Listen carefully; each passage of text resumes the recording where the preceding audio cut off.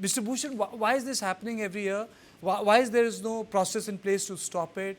And what's prompting it? Just climate change or mismanagement of the forests? Karthikeya, first of all, the last time we talked, I did talk about unsustainable, development and management that is happening in Himalayas.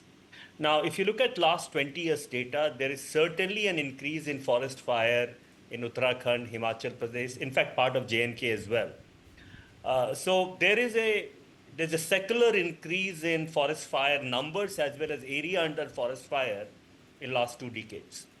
Now, it is a combination of human factor as well as climate change. You have a very peculiar situation today when the temperature is very high. In fact, there's heat wave in Himalayas. Again, a peculiar situation. You have dry air and you have dry biomass. So it's a very combustible mix.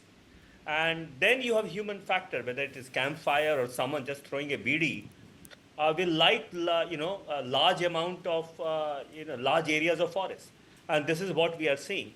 The problem is this, Karthikeya, that earlier it used to be small areas. Now the area, the intensity as well as area of forest under fire is increasing significantly.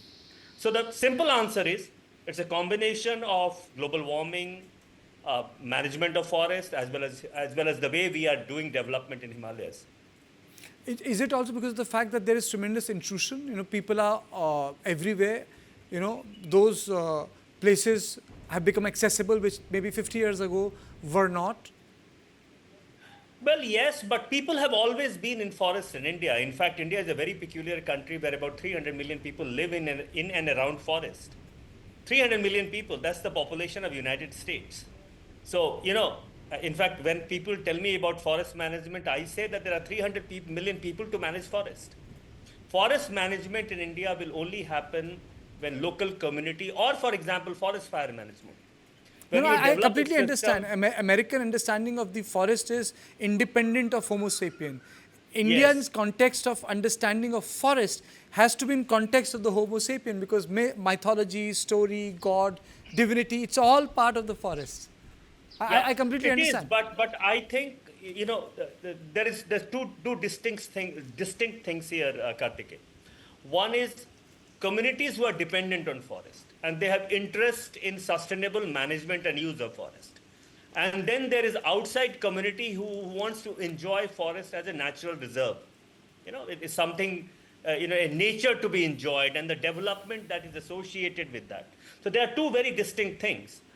My assertion for the last 20 years, and in fact, many of the environmentalists has been that we have to take the first group and work with them for forest management, sustainable management of forest.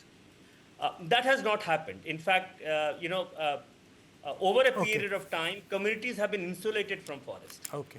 I think you cannot have so many forest guards to manage forest fire. Absolutely, Government cannot hire thousands of forest guards to manage forest fire.